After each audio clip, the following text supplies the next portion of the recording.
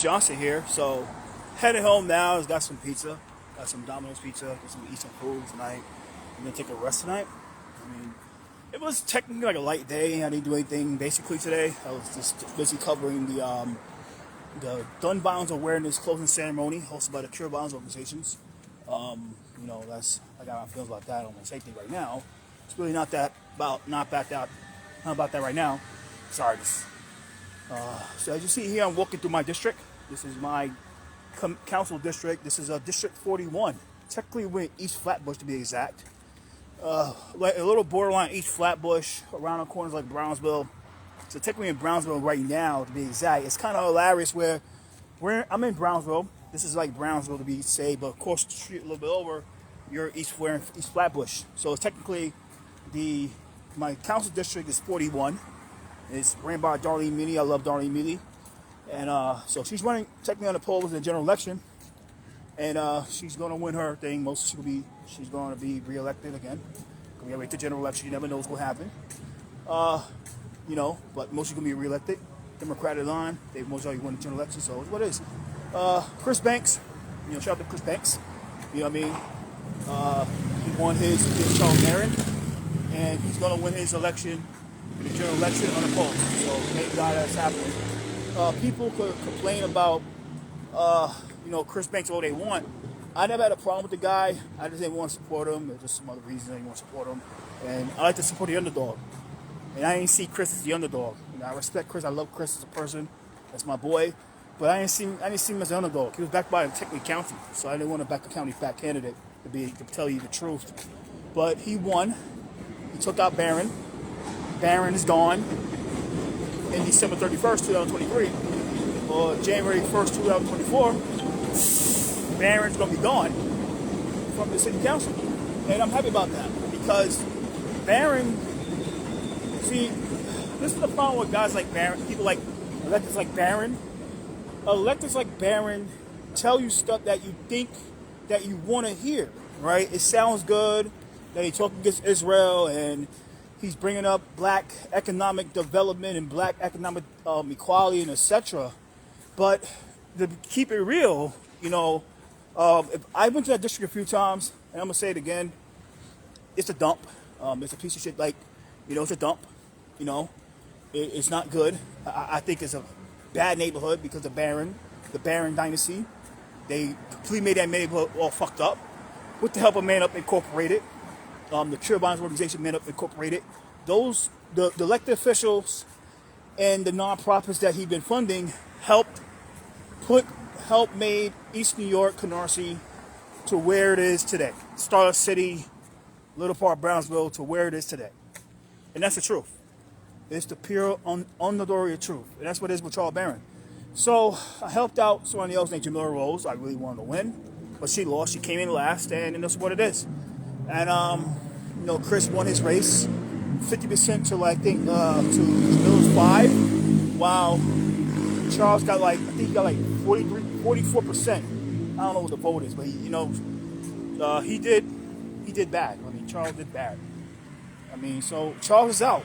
It's just good that he's out because I'm a black man. Chris is a black man. And I think Chris needs a chance to do what he says he's gonna do. Chris needs it. We got to give Chris the benefit of the doubt. I know there's a lot of people don't like Chris winning. Surprising that he won, but I knew he was going to win because he was out there on GOTB Day. He was out there on GOTB Day with his people. He wanted to take the seat. So he proved it. He proved everybody wrong. He proved me wrong. And he won. So, 2024, when he swear his hand in, be able to serve the people of District 42 with the help of Nikki Lucas and the help of Hakeem Jeffries, I believe that he should, like I said, give him the benefit of doubt. And if Chris don't do his job, what he said he's going to do, 2025, you vote his ass out. You run against him, vote his ass out. That's what I tell for any people that they get mad that somebody won the race. Like I said, let them serve. They fuck up, vote their ass out. So that's what I was do. But give Chris the benefit of the doubt. He's a black man. I'm not here to down a black man. I never did to the guy. I don't want to down a black man, but this is what it is. That's how I feel. So, shout out to Chris Banks. He won this race, and, that's the thing. So, going forward, we got a few races that we got to worry about. We gotta really pump ourselves into. It's a District 43 race. Looking at the District 43 race, I love Susan Swan. I love Susan, so I will back her for the general election. You know, I love her, what she's about.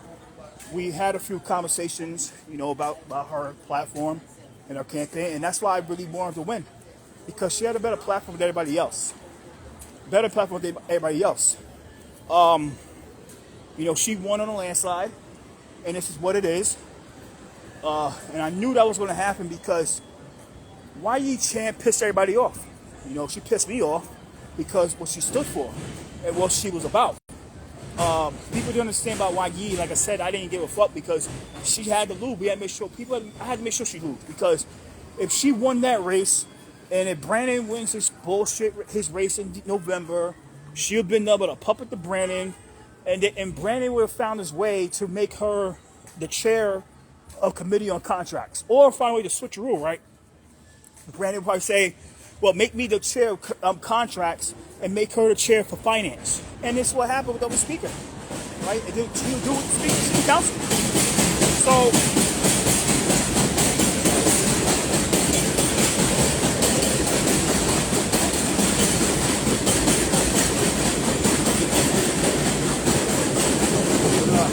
sorry about that. Under the green train at Sutter Avenue, next to Utica Avenue, Eastern Parkway, Utica Avenue Station. So going back, like I said, it would have been a big situation with Justin Brandon. Like, Brandon would have found his way to give her a chair spot, probably with contracts, because you got to say about how government works. Finance and contracts come hand in hand. So whoever is the chair of the finance committee is going to have a big sway with the committee on contracts. It would have been a big hell for NYC if Justin Brandon was the chair of committee of finance in 2024 session to 2025 session, 2026 session, while Yi Chan was the chair of the committee on contracts. It would have been a hell in New York City. New York City would have been fucked, because a lot of nonprofits that really need the help, they wouldn't be able to get the help unless they do pay to play. And that means pay to play means donate to campaigns, or doing political shit at their events to try to prove to Justin Brandon that they deserve contracts. And Justin Brandon is just straight crooked. That's why he got to go in November.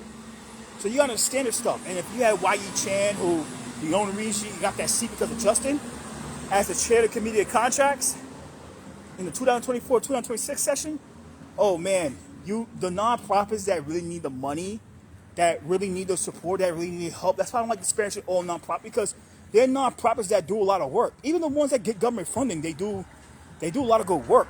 They just need more funding, but at the same time, they need to disassociate themselves away from the organizations that doesn't do the work. And all they care about is electioneering and shit like that, and knocking people off the ballot, knocking people off county committee and shit like that, like the elite learners, right? That's what you gotta worry about, right? And this is the thing about like the Justin Brandon race. And like I said, thank God Susan is a nominee, the Democratic nominee. Now, in that race, we never know, because in the general election, it's between Susan and Ying Tan, unless the Brooklyn Republican Party pulls their shenanigans, right? Pulls their shenanigans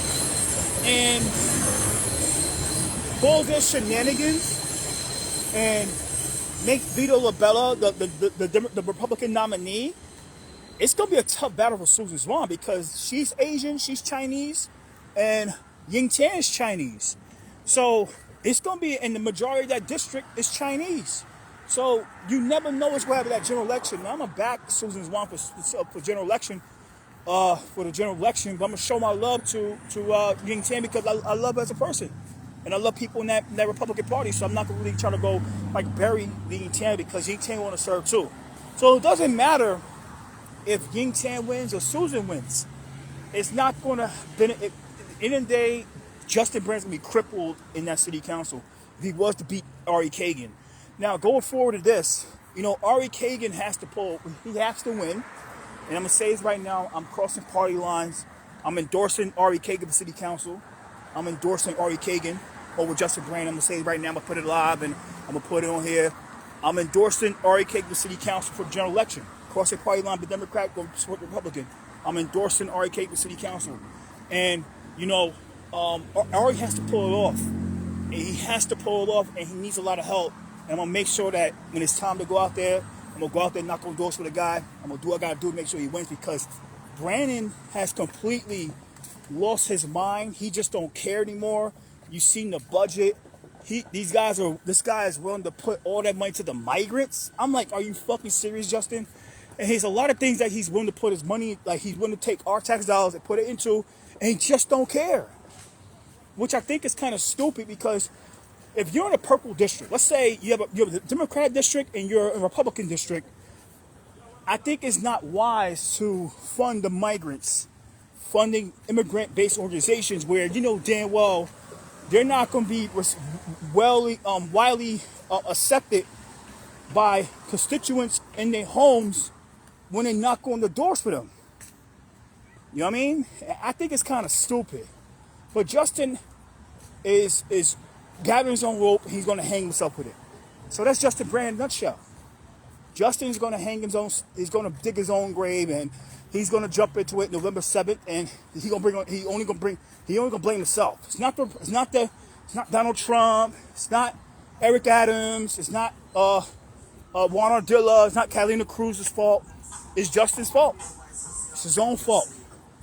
And then when he sits at home in 2024 and he sees Ari Kagan serving his district while he's at home, probably about to go on tour, probably will go on tour with his band. That's what he makes some damn money, unless you go get a job in a nonprofit or a hospital somewhere. He's gonna look back and say, man, I should never done that. I should listen to the constituents and say, man, I should never fund those damn migrants, because those damn migrant-based organizations, they didn't come and knock on doors for me. But that's Justin Brandon. These nonprofits didn't knock on doors for me. They didn't knock on doors for me. But I'm out of a fucking job in politics because of what? Right? Because I fucked up? Come on. Like, it's stupid. But Justin fucked up heavily. That's why I can't back him. He fucked up with this recent budget. So that's the thing. So going forward, you know, the other thing I got to go forward with the 13th race. The 13th race is in the Bronx between Marjorie and most likely Christy Montalbano. I love them both. I hope them both well in their campaigns. I hope they both run clean campaigns, unlike the bullshit that we just witnessed in the Republican primary between Christie and George Habernack. Now, I'll break this down right now. I don't care what people think, and I don't give a fuck, right? Now, it doesn't. I seen a video. Somebody sent me a clip of allegedly Christie pushing the guy's hand out of, like, he took his phone and recorded her phone, and she moved his hand out the way, right? Like with aggression. Yeah, I don't care about that, right? It's fucked up how it happened, but I'm gonna say this right now. You know, there's no excuse for putting your hands on a woman. And that's the thing. No excuse at all. No excuse for putting your hands on a woman. And what I found out later on was there wasn't, like, the district, the campaign office for the Bronx GOP headquarters, which was Christie's campaign office, was basically based in the 18th district. That's Amanda Free's district. So I'm like, why the fuck you gonna go and try to campaign in a location that's not even in the district? So George and Curtis and whoever was out there, they fucked up. They should never have been there. They should never went there. And people have been like, well, like, no, they shouldn't have been there. First off, that's a campaign office. That's your opponent's campaign office. You don't do that shit if you're trying to run a community-based campaign. I think that's kind of retarded to do that. And you don't ever hit a woman, because it look bad. That's your man. You don't do that shit. Just don't. It look bad for you. It looks stupid. It's horrible. You know, we're in the age now. We want women to run for office. We want women to feel like they are able to run for office. We want them to, like, as much as, you know, they have the right to vote. They have the right to run for office. And they have the right to run for office without the misogyny and the bro club shit, the boys club, the men's club, the disparaging of women, sexualizing them and objectifying them on the trail. I don't tolerate that shit, and I make sure myself that I don't fuck with people or fuck with people that's doing that shit. So when I saw that, I was like, yo, it didn't fucking matter. I'm not gonna back up George. Even if George pulls some bullshit shenanigan to win the Republican primary, I will not support George Habermas in the general election. I will support Christie on that conservative line, and I will support fucking Marjorie on the Democratic line. But when I saw that shit and I heard, I was like, I can't support something like that anymore. I can't support something like that at all. I don't tolerate that shit. I don't. I really don't. So about to go to the store, get some food. As I say, get some more stuff from my house and go home, get my house. But yeah, like I said, that's the thing. Like, you just don't attack a woman. And that's the same thing. It's just like, and the whole thing about George is like, he was running on like vindictive revenge. Because what happened was Marjorie allegedly switched up on Bruckner. So that's what happened, And he's running because she lied to him about the Bruckner upzoning. And it's horrible. It's fucked up. But you can't just run a campaign just on one issue. You know what I mean? If you do, you're not going to win anything. But I'm about to log off right now. I'm about to get some stuff. And, it's Friday night, the last day of June. So on the ride. So, peace out.